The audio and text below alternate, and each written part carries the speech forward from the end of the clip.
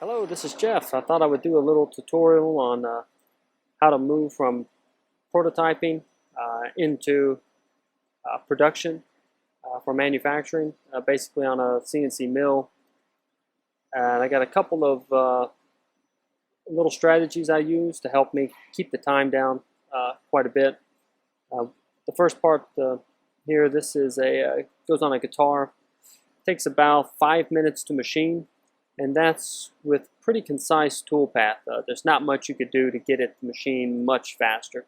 It's only a 1/4 by 1/4 square and 1 and 3/4 long. But it does have 9 tool changes. You can notice it's got radiuses.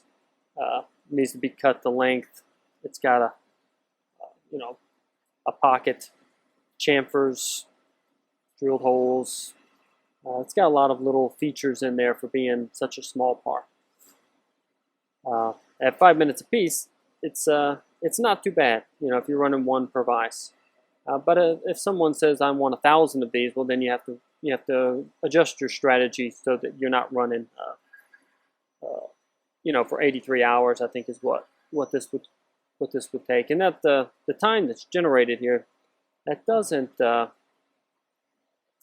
represent everything going on, right? It doesn't represent how long it takes you. It doesn't know what kind of tool changer you have, right? So it doesn't know how long your tool changes take. It doesn't know how fast your rapid is. It doesn't know how long it takes you to take the part out, put another part back in, and hit start again, right? So it's just, this is how long it takes for those tools to run the tool path at that feed rate. That's all it knows. And it is going to be a very, very accurate time minus those things. The first thing that needs to be taken into consideration is how you fixture it. We got a little segue here for that. Fixture design, right? I like to consider everything from when the material hits the floor to when the material leaves done. So whenever you're making these fixtures, there's some concepts I like to keep in mind, and one is, can I reduce sawing with my fixture design? And in this is a good application of that.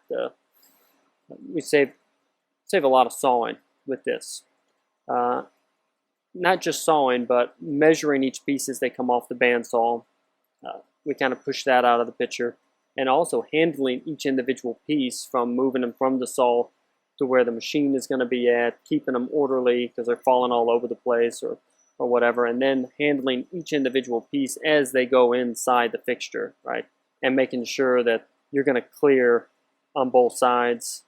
There's a lot of measuring, so we've cut that out over 1/3 by leaving them long. So you're only handling 4 pieces of material for this fixture instead of 12.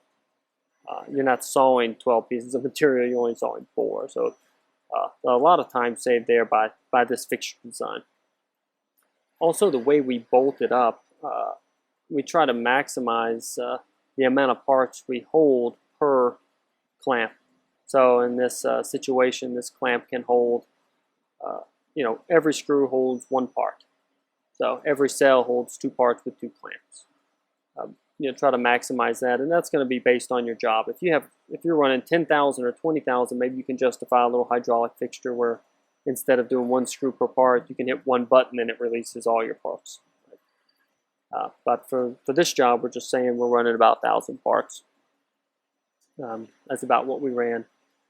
The last thing I like to do is try to group my cuts or group my rapid motions. I want to reduce how many times it rapids. So whenever the tool goes down to do work, he can cut more than 1 part at a time, right? The tool comes down and hits all 4 parts in 1 stroke. When it comes down to do it, any kind of motion, he stays in the part longer. For instance, every motion here is, he rapids down and he cuts 4 parts instead of 1. So you're saving all the rapid time, all the machine position times. So that's a quick and dirty kind of strategies for designing fixtures. So I hope that was a benefit to you. And if you ever have any questions, let me know. I love to handle stuff like that, and I like hard problems. Anyway, thank you.